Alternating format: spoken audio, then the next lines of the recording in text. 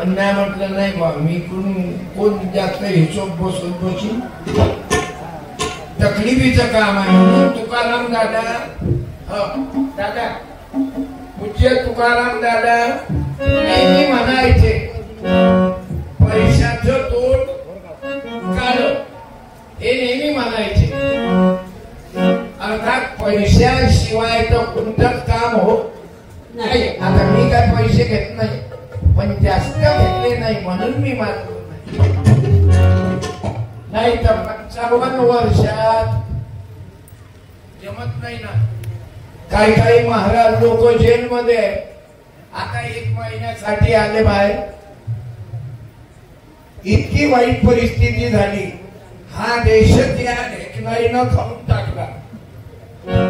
हे ढेकणाय नारखेडे दादानं लिहिलं होतं माग पुढे करते माझी गलती आहे तुमची गलती नाही. पाठ आहे हॅलो नारखेडे दादानी एक पुस्तक लिहिलं नारखेडे दादानी शेतकऱ्याचे रक्त पिणारे ढेकणं. त्या ढेकणामध्ये हे कमिशन खाणारे लीडर पुढारी महाराज लोक देवा धर्माच्या नावावर चिवट्या बनवणारे.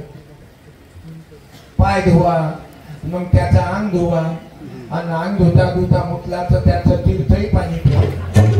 हे ग्रामगीतेनं सांगितलं नाही. आमचं जे कुटुंब घडलं माझा मुलगा धर्मपाल हे आमचे गुरुबंधू संदीपपाल रामपाल पंकजपाल उदयपाल पवनपाल वडाळीकर तुषार दादा हे सर्व पवन दादा गवंडे आपले प्रोजन दादा आकाश दादा हे जे टीम तयार झाली ना हे कॅसेट ऐकल्या येईन. काही मुली तयार झाल्या. मी कोणाला शिकवलं नाही. माझ्या आश्रमात सप्तखंजेरीचं शिक्षण देतात ऋषीपाल महाराज. हे असे आमची टीम आहे. म्हणून माझी तुम्हा माय बापांना प्रार्थना आहे जे तुम्ही या माझ्या गुरुबंधूवर प्रेम केलं आता मला कमी बोलावं. आता ह्या नवीन मंडळीला संधी द्या. मी काय म्हणतो हे जेवढे कारण मला नक्की वाटते की कमीत कमी 20,000 ग्रामगीता विकतात. सर्वात माझ्या नंतर ग्रामगीता विकत असतील तर संदीप पाल महाराज. कारण आज ग्रामगीता तिकडे संविधान आणि रात्रीची सामुदायिक प्रार्थना आणि सकाळचं ध्यान. आईच्या शपथनं सांगतो माझा परिवार जाग्यावर आला. माझा मुलगा जरी डॉक्टर आहे पण तबला वाजवते पेटी वाजवते भजन करते. त्याची हे लहान मुलगी आहे सुंदर गाणी म्हणते. ते माझा नातू आहे अमरावती विद्यापीठात तबल्यामध्ये 2ऱ्या क्रमांकामध्ये आला. तो आता माझा नातू बनला. हे काय न बनवलं गजाननचा बारीक आवाज आहे बाई सारखा तरी अरे तुम्ही बाकी काही समजू नका. 3 लेकरं झाले उभा आणि आवाज बाई सारखा आहे. मी एवढा माणसासारखा आवाज मी 2च्या वर जाऊ नाही शकतो. तुम्ही पण गजानन भाऊचा मुलगा पियुष पाल एवढा सुंदर गाते एवढा गाते की उसकी तारीफ क्या करणार. गजानन भाऊचा आवाज बाई सारखा आणि त्याचा आवाज ऐकाल तर खुश. एक वेळा आलता तो आता मुंबईत आहे. माझी नातही आली आणि तुमच्यामध्ये रवी भाऊचं एवढं पोरग सुंदर त्यानं लहरची बरसात आहे. अरे गुरुकुलाचे अनाथ मुलं आहेत काही आई बाप नाही. पण तुकडोजी बाबाच्या विचारानं या ग्रामगीतेच्या विचारानं तुम्हाला मला एकत्रित केलं. आणि आम्हाला रवी भाऊ आपण तारीफ नाही करत रवी भाऊची.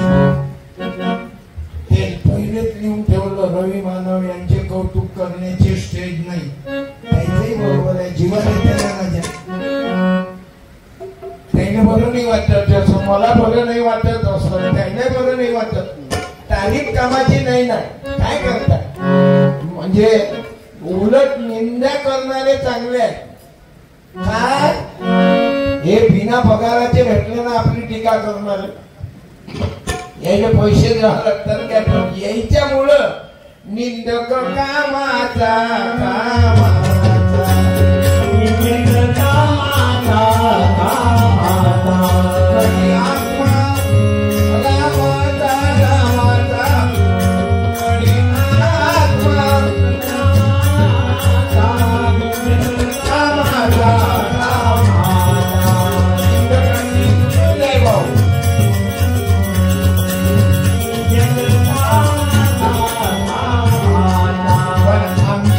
जो बदल पडला 55 वर्षापासून माझ्या भावानं मी सोडलं. मला अनेक लोकांना आगा लावण्याचे प्रयत्न केले पण जमलं नाही गजानन भाऊच्या, आणि एकामेकाला सोडलंच नाही. जसे तुषार दादा आणि त्याचा भाऊ एक इंजिनियर आहे, एक प्रकल्प अधिकारी आहे, आणि दोघंही भाऊ भाऊ राहायचे पेटीवर, आणि तुषार कीर्तन करतात, प्रकल्प अधिकारी आहे.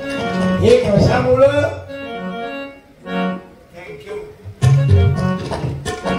गुरुकुलाला पाहत आहे. 100 रुपये द्यायची तरी कंडिशन आहे का, पण गुरुदेवाचा विचार आहे 100 रुपये गुरुकुलाला.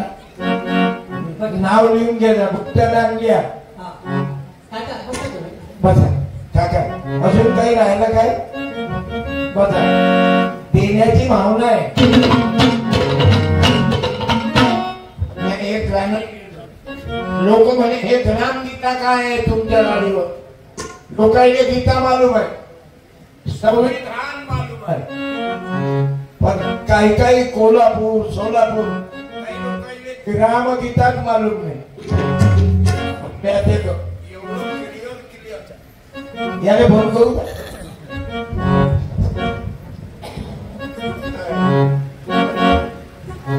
मग म्हटलं आता साध्या सोप्या भाषेत ग्रामगीतात सांगतो. मग ते गाणं मला आठवलं, ग्रामगीता उद्धार करणारी हाय, ग्रामगीता उद्धार करणारी हाय, वाचन करून पाहिलं मामा आचरण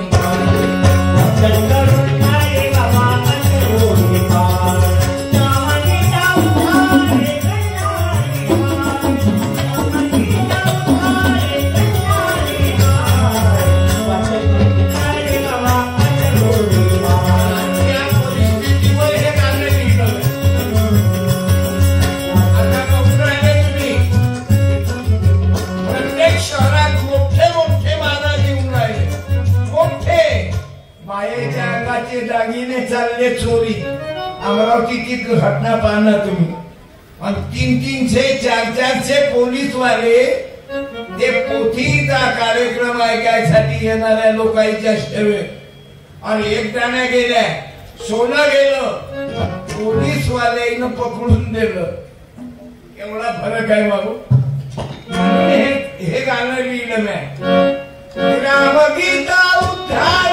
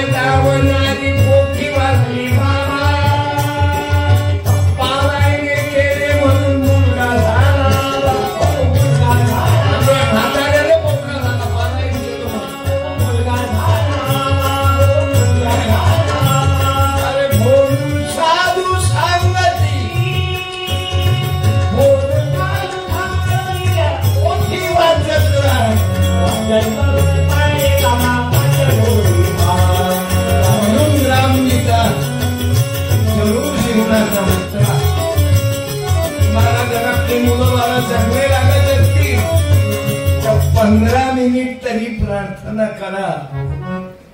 हे जे वातावरण आहे ना आज किती 1-2 लाख लोक आले गुरुकुंज मोजरी बाबाच्या पुण्यतिथीला. आज बाबाही खुश असतील की प्रिय सद्गुरुनाथ कधी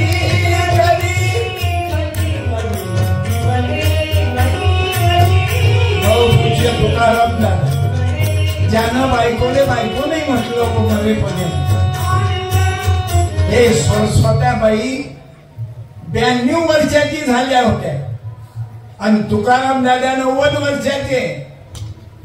मरेपर्यंत बायकोले बायको नाही म्हटलं, तिच्याकडे माय म्हणूनच पाहिलं. टाळ्या वाजवा. याले म्हणतात बायको असून ब्रह्मचारी आणि हे म्हणते आम्ही ब्रह्मचारी आहोत. हे नाटके महाराज बिना बायकोचा राहीनं काही आजच्या काळात एवढं कठीण साधं सोपं आहे काही इमानानं सांगा. तुमचे लग्न व्हायला हे ब्रह्मचारी सरळ राहत असतील का? बाई खाली बस कदा खाली तेव्हा कशी मागं पाहून राहील. लग्न व्हायला मुरेल चुरेल आहे तरी नजर गेलीच केली तुमची. दुसरं काही म्हटलं काय बाई खाली बस तुम्ही नजर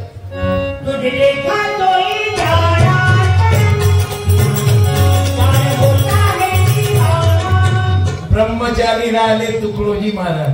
मरेपर्यंत जाग नाही लागला त्या महामानवाला.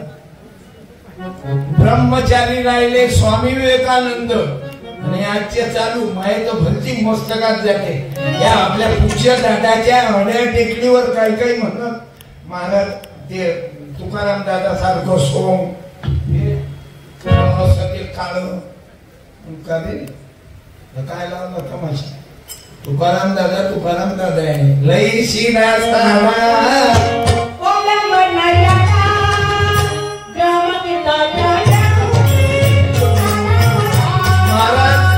म्हणे मी लग्न नाही करत. तुकाराम दादा सारखा राहायचं म्हटलं फालतूपणा नको करू. म्हणतात लग्न करशील एखाद्या पोरीचा सत्यानाश करू. त्याला लग्न करायला लागलो 2 लग्न येतात आणि याच्या हाईट मध्ये हड्या टेकडीवर आहे तो. त्याला लग्न म्या पाया लागलो. अजून एक पोथी वाचणार आहे तो म्हणे मी लग्न नाही करत. म्हणून मी तो पाया लागतो. मी अनुभवी माणूस 2 लेकराचा बाप गेली तरी याव काय मी ठरवलं असतं तर 5-7 पैदा केली असते. लोक म्हणजे देवाची देणगी आहे. लेकरं होणं काय देवाची देणगी आहे का? हा हे तुमच्या दोघांची देणगी आहे.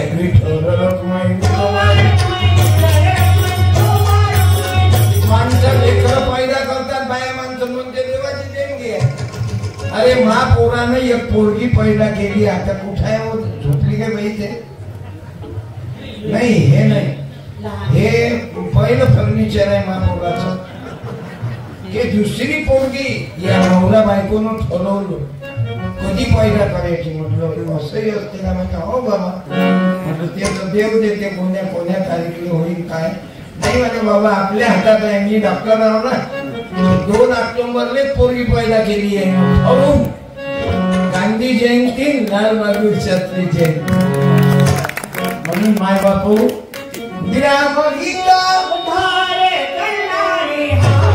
म्हणून लेकरं पोथी वाचले पारायण केले म्हणून होत नाही. अरे लग्न नाही झालं तरी लेकरू होते. हसू नका. टेस्ट ट्यूब बेबी बरोबर. Test tube baby. लग्नाची गरज नाही नवऱ्याची गरज नाही.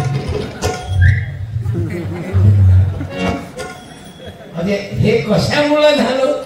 हे भाई विज्ञानाची जादू. तुम्ही आताही नाटपणा करायचे धंदे करता. महाराजच्या कृपेने लग्न झाले. भाऊ मठात पाठवून ते का 2-4 अरे राजा तो मार्गीचा महाराज एका बाईने 4 महिन्याचे दिवसच ठेवले. Good news.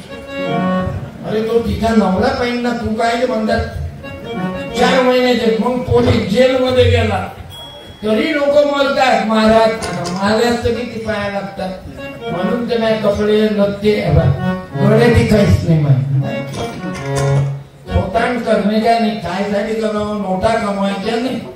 मा पोरग कमावते ओके, मला काही कमवायची गरज नाही, मला खर्च भेटला की जमला म्हणून बाबू या गुरुदेवाचा हा विचार आहे, जो धन जगमे जीवन देता उसको नहीं उपजाते पगले नोटों की दलाली पैशाच्या मागे लागले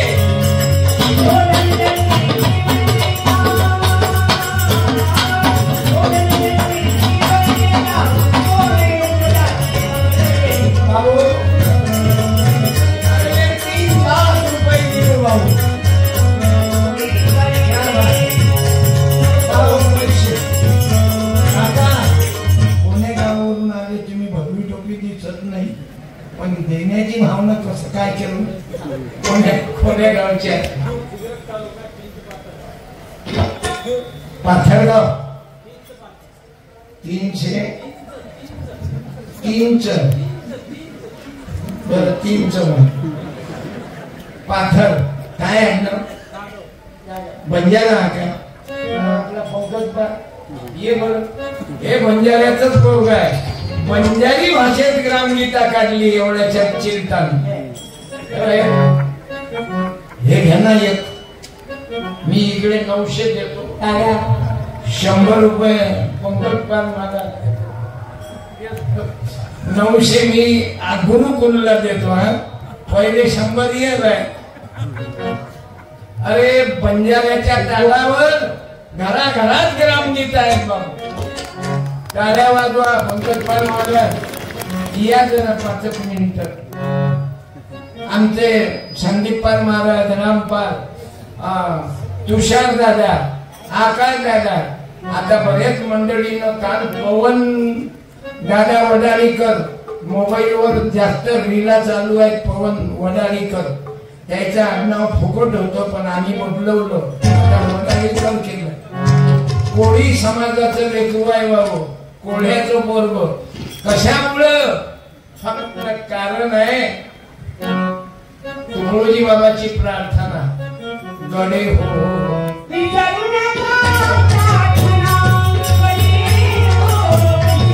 पंजाब्याचं लेकरू ज्याच्या तांड्यावर मायबाप शिकलेले नाही पण माणुसकीची भिंत चालवतात.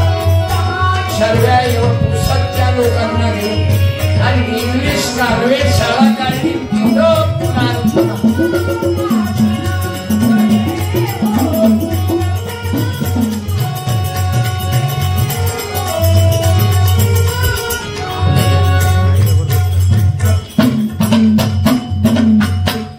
बोलो भारत माता की. वंदनीय राष्ट्रसंत तुकडोजी महाराज आज बाबू जो तांड्यामध्ये बंजारा समाजामध्ये परिवर्तन येऊन राहिलं, याचे एकमेव कारण आहेत गुरुवर्य सत्यपाल महाराज. कारण गेल्या 15-20 वर्षापासून ती ग्रामगीता तुकाराम दादाच्या काळात लिहिली होती पण बांधून ठेवली होती, पण सत्यपाल महाराजांच्या प्रेरणेमुळे ते पुन्हा प्रकाशित झाले. आता जोरदार टाळ्या वाजवा की चालत नेरन आतरी नुरा चालत नेरन आतरी नुरा खाली हातात खाली खाली हात जाणून खाली हातात खाली खाली हात जाणून चालत नेरन आतरी नुरा चालत नेरन आतरी नुरा. दान धर्म माई तू काही भूलकोर दारू आणि मटकारो छंद तो न खागोर अनेक माती गुरुवर्य सत्यपाल महाराज आज गावागावामध्ये परिवर्तन झालं की देव काय बाजारचा भाजीपाला.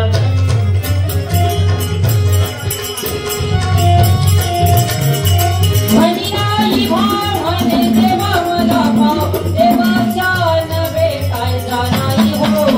देवा बाजारचा भाजीपाला नाही हो. देवा बाजारचा भाजीपाला नाही. अशा आम्ही कधी अपेक्षा केली नव्हती की विमानानं फिरीन, पण आमच्या सोबत त्या लिफ्ट मध्ये 2 दुसरे म्हातारे होते. जसं आदरणीय संदीपाल दादा बोलले की मनोरंजन सहज होते. आम्ही त्या लिफ्ट मध्ये बसलो. आता त्या लिफ्ट मध्ये चौकून काचा होत्या म्हणजे एक माणूस 100 दिशे. आता त्या लिफ्ट मध्ये बसल्यानंतर आमच्या सोबत दोघं जण दुसरे धोत्रावाले माणसं बसले त्या विमानतळात. त्या लिफ्ट मध्ये पाण्याच्या धुंदीत त्याने मालूमच नाही तो दरवाजा झाला पण आणि एका पुढल्याचं धोतर अटकलं खाली खिळ्याले. ते लिफ्ट झाल्यावर ते धोतर एक खाली, लिफ्ट जायवर धोतर एक खाली. आता खेळ्यातला माणूस पहिल्या मजल्यापर्यंत त्याचं धोतर पुरलं, दुसऱ्या मजल्यावर डायरेक्ट रामदेव बाबा झाला. ते म्हणून हसत ना टेन्शन ना की पादक अपने सर पर हम देखो